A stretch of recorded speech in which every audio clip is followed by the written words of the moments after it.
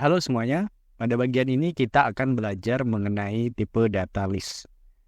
Nah, pada bagian ini kita akan mengenal apa itu list, kemudian kita akan belajar sifat dan properti tipe data list, kemudian kita akan mengenal beberapa list method atau metode list.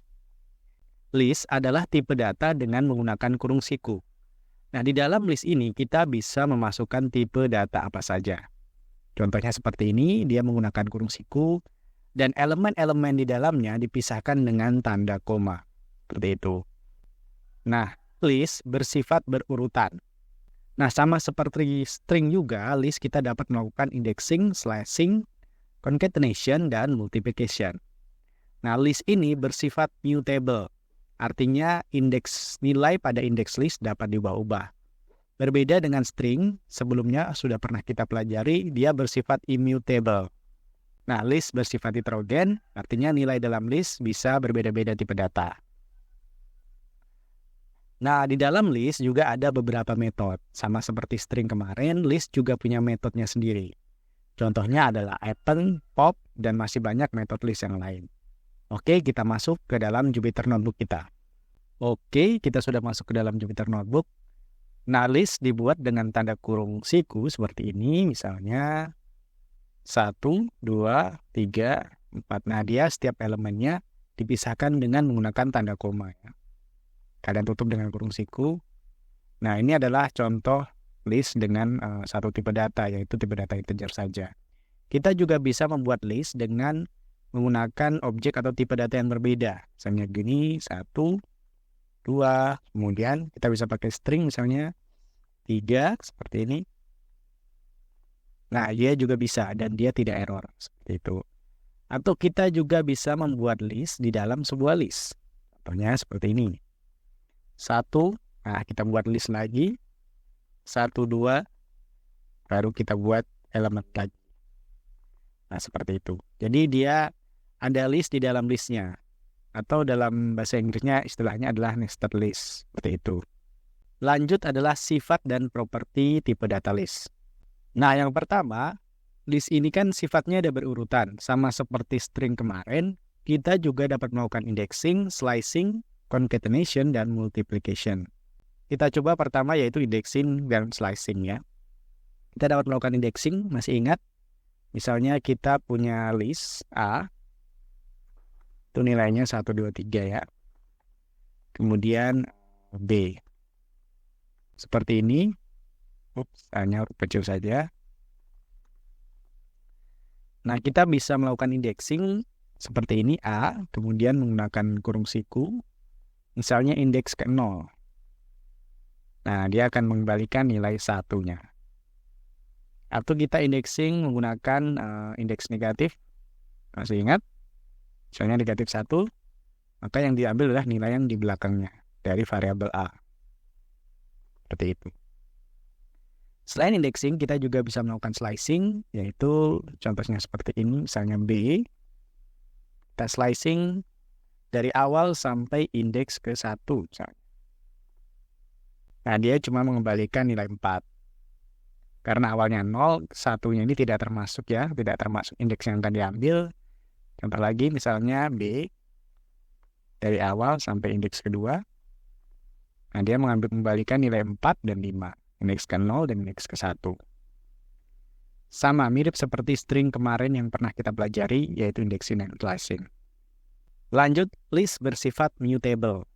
Nah, ini berbeda dengan tipe data string. Kalau tipe data string immutable, dalam list kita dapat merubah nilainya. Misalnya A, variabel A ini, indeks ke 0-nya, 1 ini, mau kita ubah menjadi kata 1, tapi dalam bentuk string.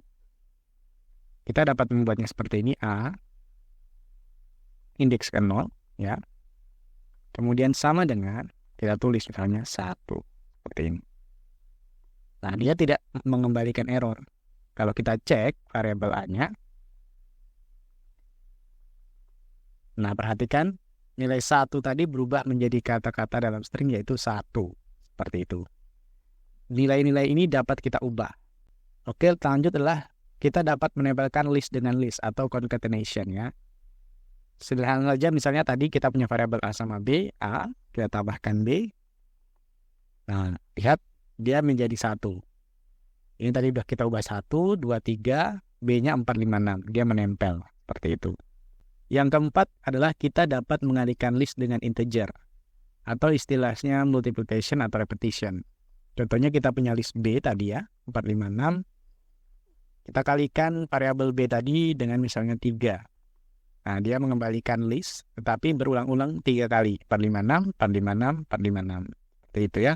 Oke, lanjut adalah metode atau metode di dalam list. Nah, yang pertama, kita menggunakan metode append. Nah, metode append ini digunakan untuk menambahkan anggota atau elemen list. Contohnya ya, misalnya saya punya list A. Saya 2, 1, 3, 5, 6. Dan B.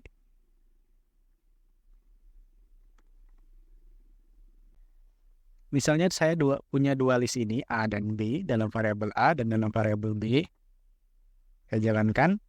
Nah, saya ingin menambahkan nilai 7 pada variabel A. Caranya adalah A dot append. Kemudian dalam kurung, saya tambahkan 7. Kalau kita cek A-nya, nah dia ada variabel baru, maksud saya elemen baru yaitu 7. Di paling belakang ya, dia menambahkan di paling belakang. Kemudian misal contoh satu lagi yaitu B, saya ingin menambahkan string D. Kita bisa menggunakan append, kemudian kita ketikkan D.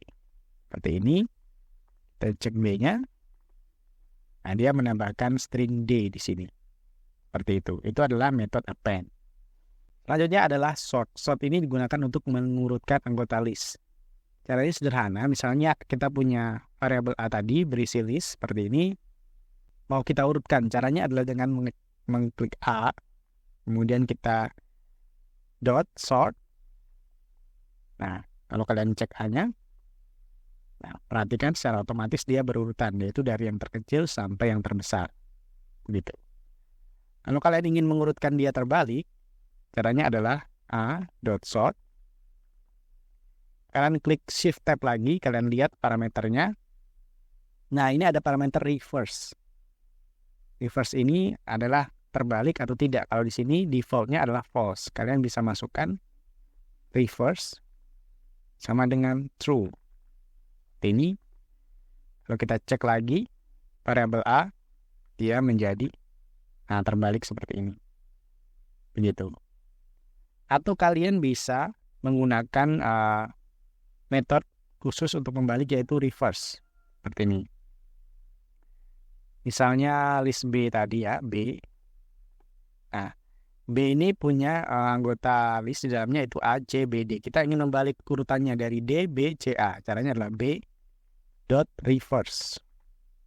Ini kita jalankan. Kalau kita cek lagi B-nya, perhatikan, nah dia jadi terbalik. Seperti itu. Seperti itu ya. Lanjut ada metode clear. Nah, clear ini digunakan untuk menghapus semua anggota list. Contohnya adalah A tadi. Kita clear. Ini kita cek A-nya.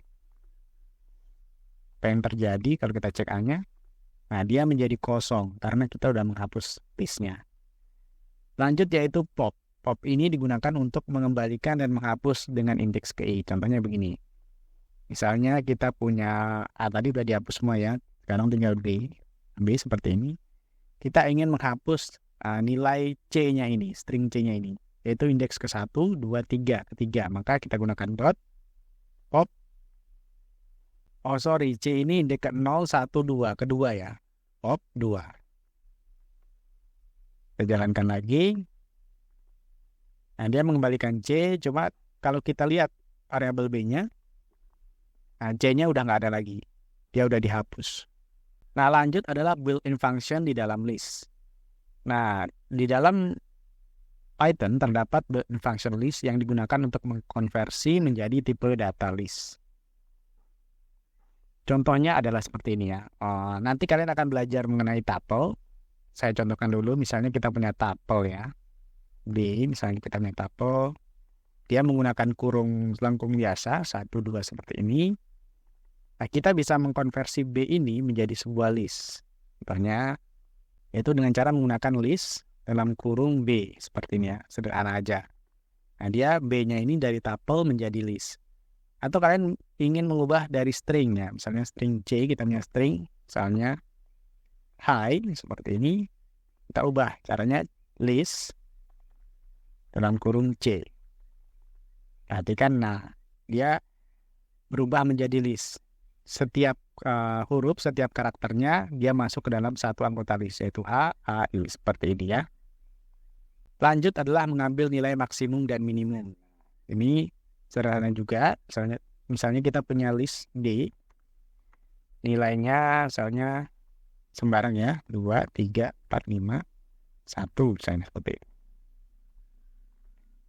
Nah, untuk mengambil nilai maksimal, kita tinggal memasukkan variabel D ini ke dalam fungsi max-nya. Max, dalam kurung D, seperti ini, jalankan. Selain max, ada juga min. Min juga simple, yaitu dalam min, dalam kurung, misalnya D lagi tadi. Nah, dia mengambil nilai minimalnya, yaitu 1. Ya, ini 1. Nah, kita juga bisa menggunakan fungsi-fungsi yang telah kita pelajari, yaitu misalnya seperti type. Type ini mengetahui tipe data. Kita ketikkan type, kemudian D. Nah, dia menghasilkan tipe data list. Gitu ya. Kemudian len. Len ini mengembalikan panjang elemen. Misalnya len D. Kalau kita ketikkan dia menjadi 6. Karena jumlah elemennya ada 6. Print juga sama untuk mencetak listnya. Nah, seperti itu. Oke, itu aja mengenai tipe data list. Kita udah mengenal tipe data list, bagaimana cara melakukan sintaknya, menyimpannya di dalam variabel. Kemudian kita udah mengetahui sifat dan properti tipe data list. Sama seperti string kemarin, bedanya list ini bersifat mutable. Kalau string kemarin kan immutable. Dan terakhir kita sudah mengetahui metode tipe data list, dan kita juga bisa menggunakan built-in function dengan menggunakan tipe data list. Oke, lanjut kita akan belajar mengenai tuple. Tetap semangat, sampai jumpa di video berikutnya.